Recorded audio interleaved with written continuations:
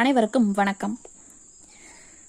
முன்னொரு காலத்தில் பெரம்பலூர் வழியே சென்ற வணிகன் ஒருவன் அங்கு இரவு நேரத்தில் தங்க நேர்ந்தது. அப்பொழுது நள்ளிரவில் ஏதோ சத்தம் கேட்க கண் விழித்து பார்த்தான்.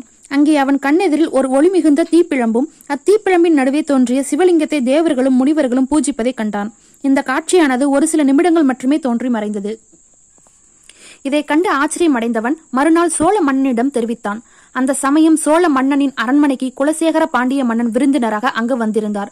அந்த வணிகன் கூறியதை கேள்வியுற்று பாண்டியனும் சோழனும் அந்த இடத்தை சென்றடைந்து லிங்கத்தை தேடினார்கள்.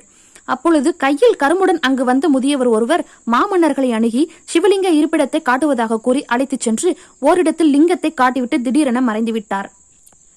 இதை கண்ட இரு மன்னர்களும் வியந்து நின்று பார்த்தபோது முதியவர் மறைந்த திசையில் குன்றின் மீது முருகப்பெருமான் தண்டாயுதபாணியாக காட்சி தந்தார். இதனால் மகிழ்ச்சி அடைந்த மன்னர்கள் ஏக ஜோதியின் இடையில் தோன்றிய ஏகாம்பரேஸ்வரருக்கு ஒரு ஆலயமும் கிழக்கு குன்றின் மீது தோன்றிய தண்டாயுதபாணி சுவாமிக்கு அம்மலை மீது ஒரு ஆலயமும் கட்டினார்கள் என தல வரலாறு கூறப்படுகிறது.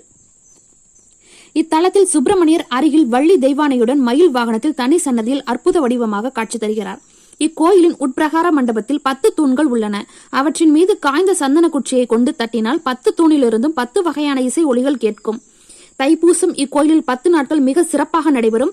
மேலும் ஆடிப்பூரம், விநாயகர் சதுர்த்தி, நவராத்திரி, சூரசம்ஹாரம், தீபாவளி, திருக்கார்த்திகை, திருவாதிரை, சிவராத்திரி, சித்ரா பௌர்ணமி ஆகியவை இத்தலத்தில் மிக சிறப்பாக நடைபெறும். இக்கோயில் பெரம்பலூர் டு திருச்சி சாலையில் உள்ள செட்டிக்குளத்தில் ஏகாம்பரேஸ்வரர் மற்றும் தண்டாயுதபாணி சுவாமி திருக்கோயில் அமைந்துள்ளது. நன்றி, வணக்கம்.